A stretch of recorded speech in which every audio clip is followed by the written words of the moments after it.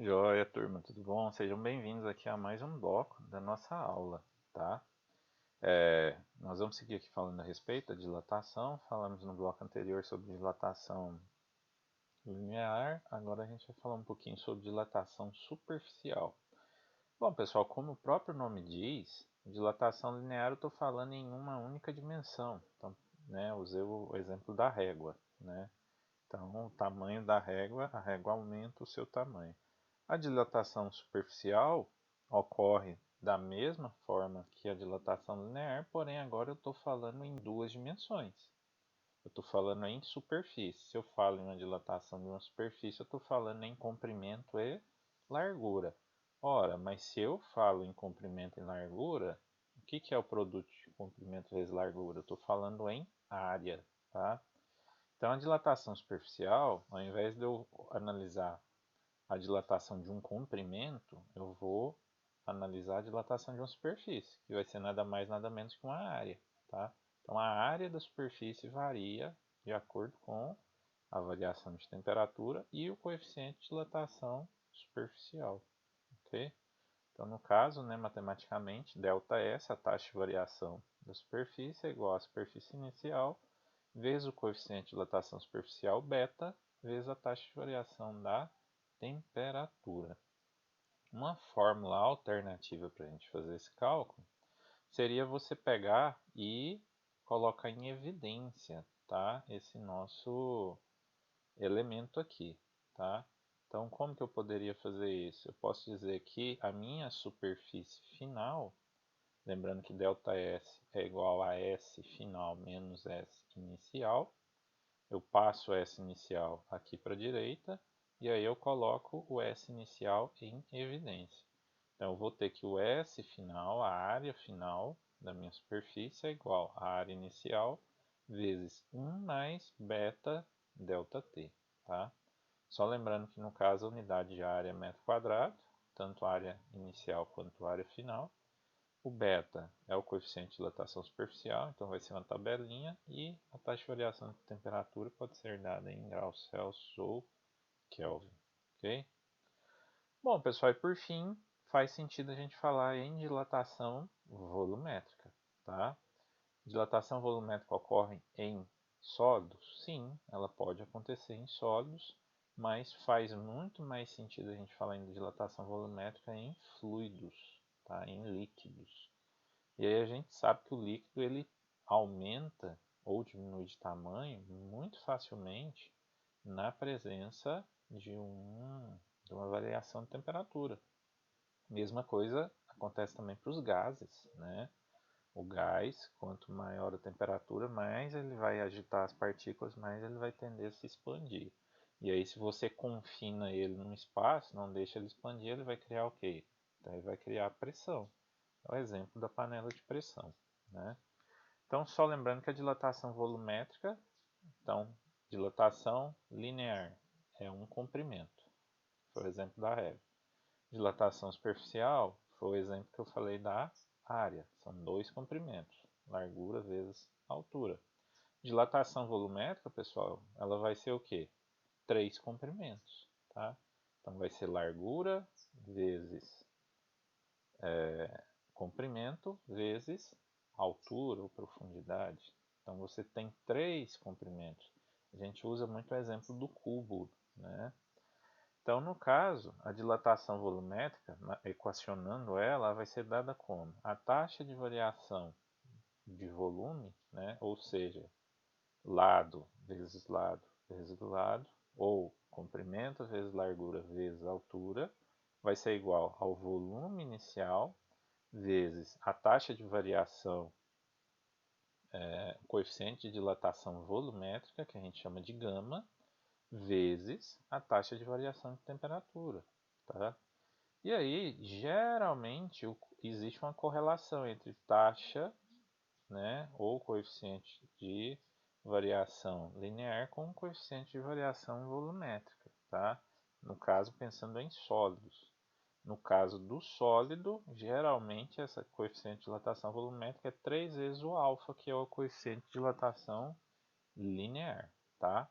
No caso do fluido, aí a gente costuma ter coeficientes um pouquinho diferentes, né? Porque no caso dos líquidos e dos gases, né, essa propagação é um pouquinho diferente, ok? Bom, pessoal, dito isso, vamos fazer agora um exemplo, né?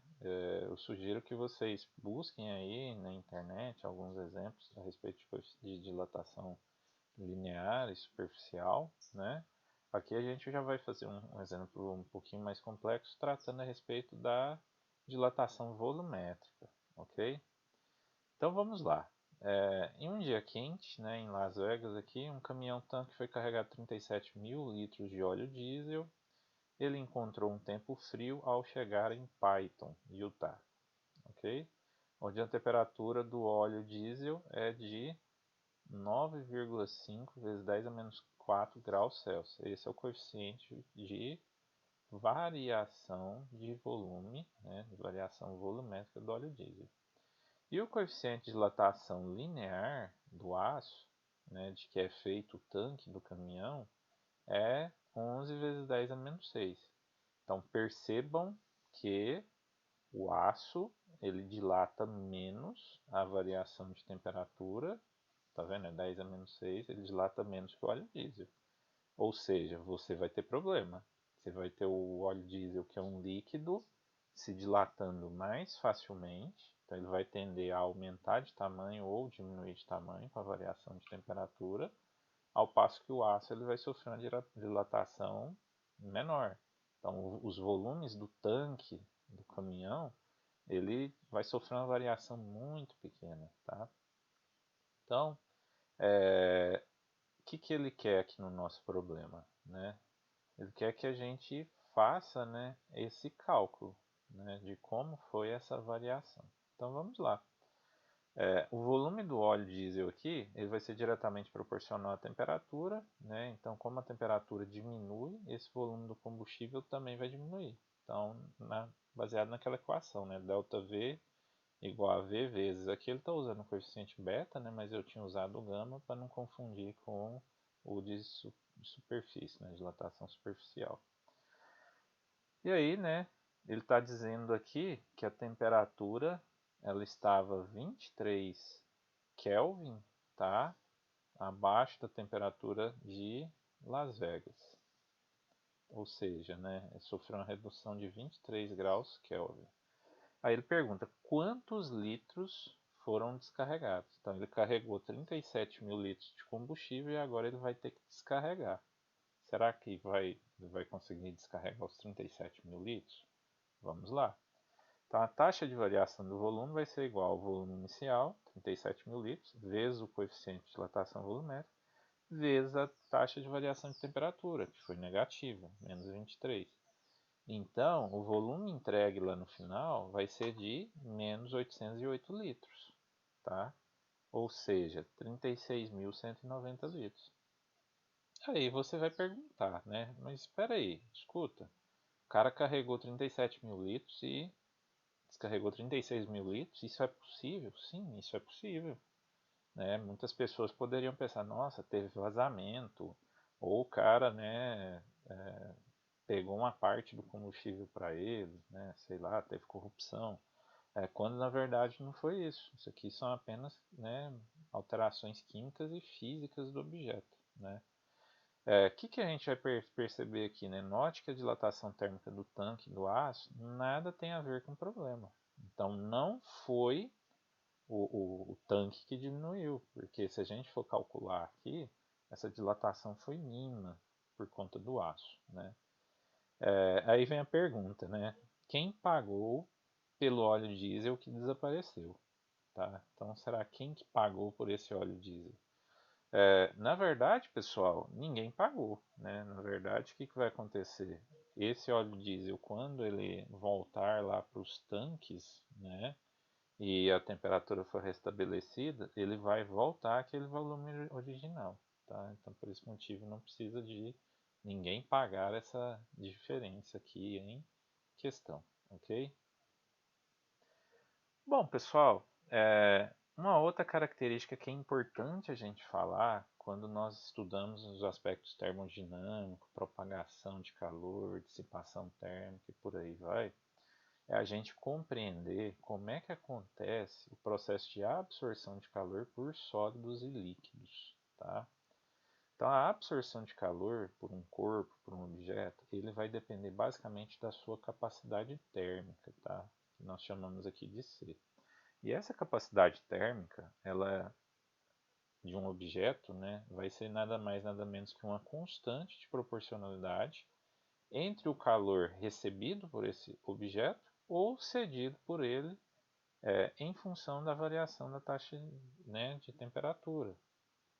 Então, pensando aqui matematicamente, né, o calor que um objeto ganha ou perde é função dessa capacidade térmica, dessa constante C, vezes a taxa de variação de temperatura, que é a temperatura final menos inicial, que pode resultar em uma taxa de variação positiva ou pode resultar em uma taxa de variação negativa, tá?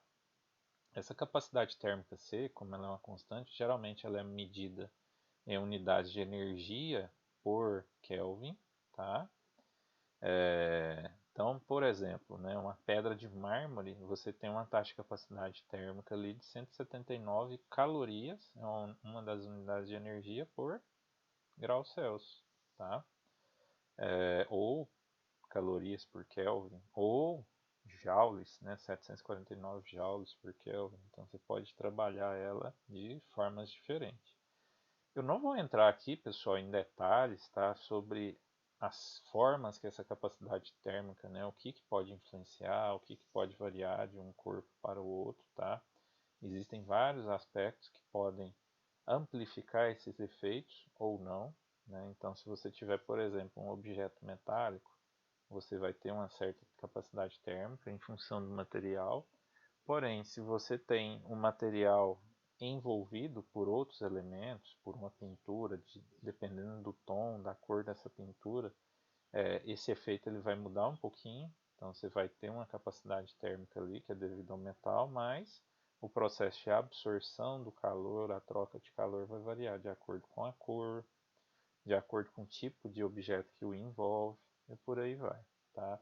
Então aí a gente começa a falar em cores, né? Cores mais claras, que refletem mais o calor, cores mais escuras que absorvem mais o calor.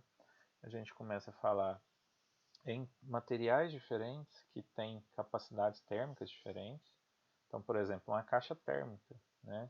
Você tem ali no seu interior um elemento ali, né, um invólucro, né, onde fica ali revestido, geralmente um plástico, e aí você depois tem ali um revestimento com uma camada um pouco mais isolante, ou seja, uma capacidade térmica, a variação de temperatura, ela é diferente do material interno, e aí você tem um material externo, e aí aquilo ali produz aquela sua caixa térmica, tá? Então é bastante importante vocês compreenderem isso. Pessoal, muito obrigado pela participação de vocês nesse bloco. Eu aguardo vocês no próximo bloco. Até lá!